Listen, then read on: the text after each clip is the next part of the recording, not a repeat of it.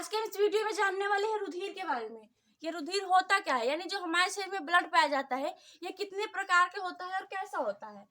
तो रुधिर, सबसे पहले हम रुधिर की बात करें तो रुधिर शरीर में हमारे क्या है, एक जीवित ऊतक है। ये शरीर में क्या है, अन्य ऊतकों की अपेक्षा जैसे कि अन्य ऊतक होते हैं ऐसे ये भी क्या है, एक जीवित ऊतक है। और अन्य ऊतक होते हैं इनकी अपेक्षा ये तरल रूप में पाया जाता है, यानी कि ये तरल अवस्था में क्या होता है, पाया जाता है। इसीलिए इसे हम तरल ऊतक भी कहते हैं। इसीलिए क्या कहते हैं, इसे जब तरल अवस्था में पाया जाता है तो इसे हम क्या कहते हैं, तरल ऊतक भी कहते हैं। तो रुधिर क्या होता है, लाल रंग का वह चिपचिपा पदार्थ है। यह लाल रंग का है और चिपचिपा पदार्थ है। एक स्वस्थ मनुष्य के शरीर में लगभग 4.5 लीटर क्या होता है, रुधिर होता है। जो स्वस्थ मनुष्य होते हैं उनके शरीर में 4.5 लीटर क्या होता है, रुधिर पाया जाता है। जो शरीर के भार का लगभग क्या होता है, 6.7% क्या होता है शरीर में 6.7% होता है।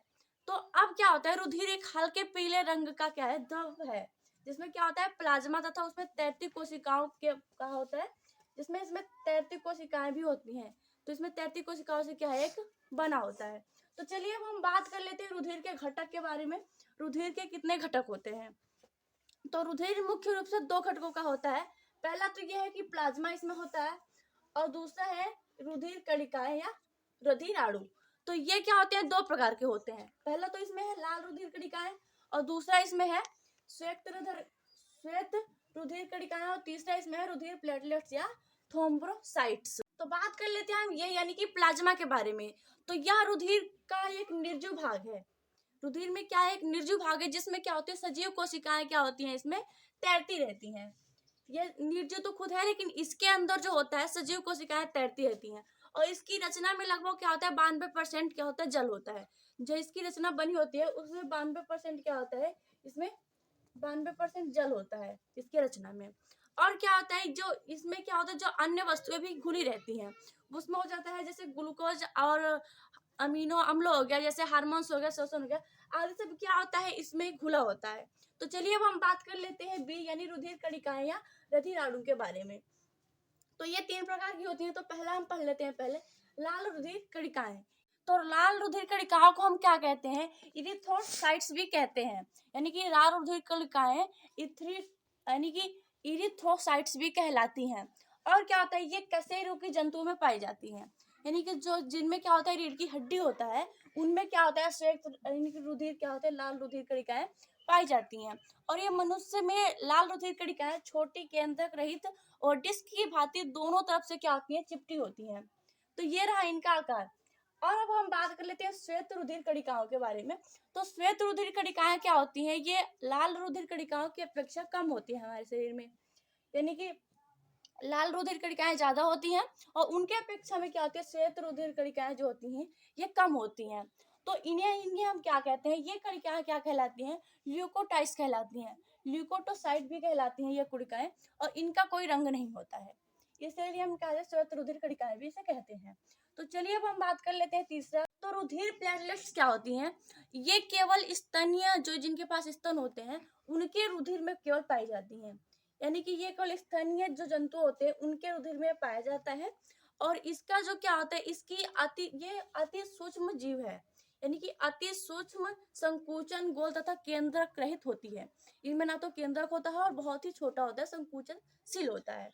और इसमें क्या होता है, ये जो होता है ना, जो घाव होते हैं, घाव हो जाते हैं तो जो रुधिर बहने लगता है तो उसको एक थक्का बनाने में भी काम आता है उनको, यानी कि जमाने में काम होता है।